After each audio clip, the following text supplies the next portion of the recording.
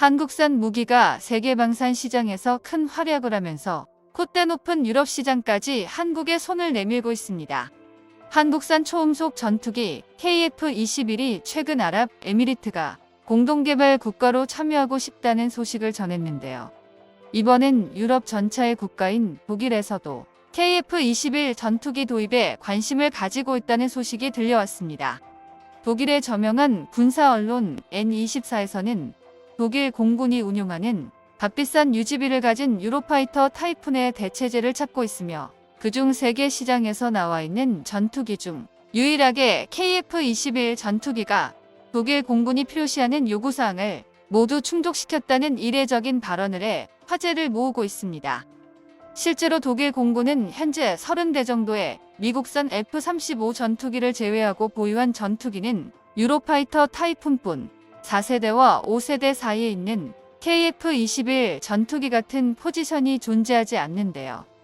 결정적으로 전투기 대수가 현저히 부족하기에 독일 공군이 전쟁에 대비하기에 적합하지 못하다는 결론입니다. 그래서 독일은 울며 겨자 먹기로 유지비 안정화에 실패한 유로파이터 전투기의 업그레이드 형태를 통해 4.5세대 기체를 온전하게 구현해 보려 했지만 가장 근본적인 문제인 전투기 설계의 한계성으로 인해 세미 스텔스 기체의 형태를 갖추지 못하여 결국에는 돌고 돌아 KF-21 전투기가 유일한 대안일 수밖에 없다고 설명했습니다.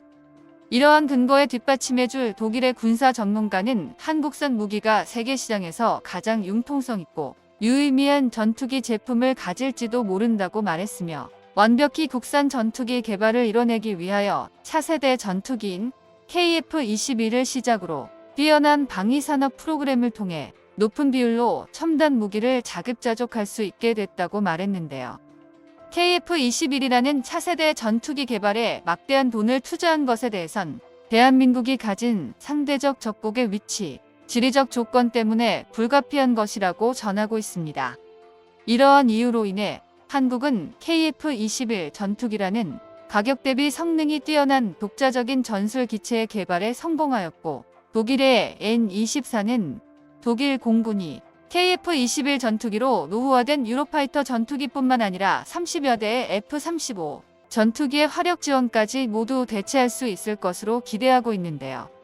독일 언론이 설명한 것처럼 KF-21 전투기는 최소한의 가격으로 중국산 전투기를 전부 압도해버리는 장점을 지니고 있으며 독일 역시 유럽 지역에서 러시아 공군을 제압하기 위해 값비싼 F-35 전투기 추가 도입 대신 KF-21 전투기를 유력한 후보로 보고 있습니다.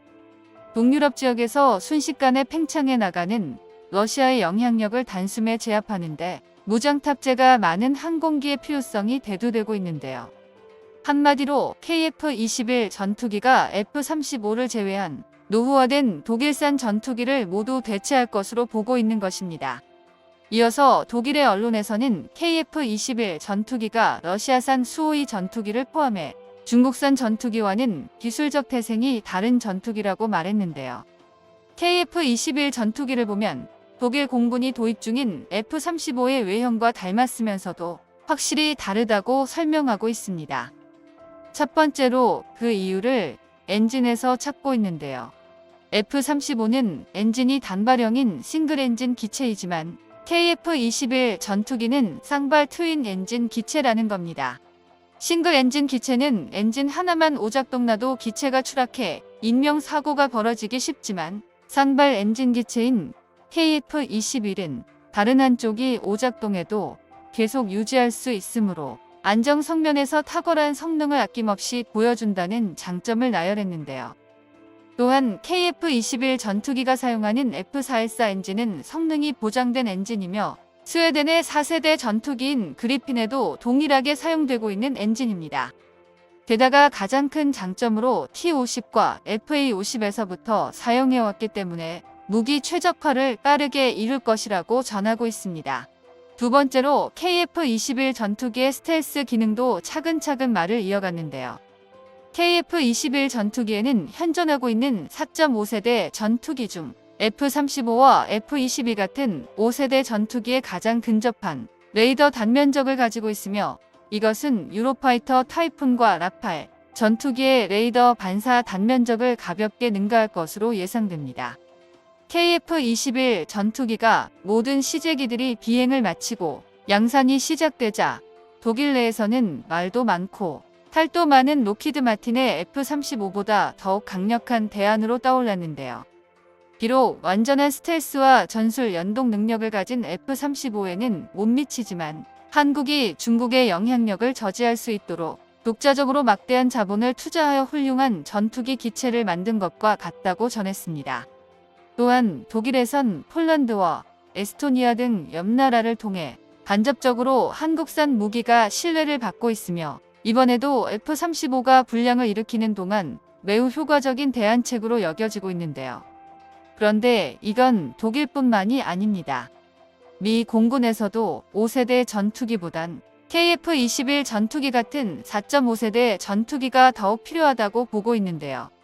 그도 그럴 것이 미 공군 측은 F-35 스텔스 전투기가 가성비와 유지 능력에서 실패작이라고 인정했습니다. 미 공군은 냉전 시대부터 도입된 노후화된 F-16을 대체할 목적으로 F-35를 개발했지만 너무 하위급으로 만든 나머지 F-22 랩터와 비교해봐도 포지션이 애매하다고 미 공군 참모총장 찰스 브라운 주니어가 F-35의 포지션 조절을 실패했다고 인정했는데요.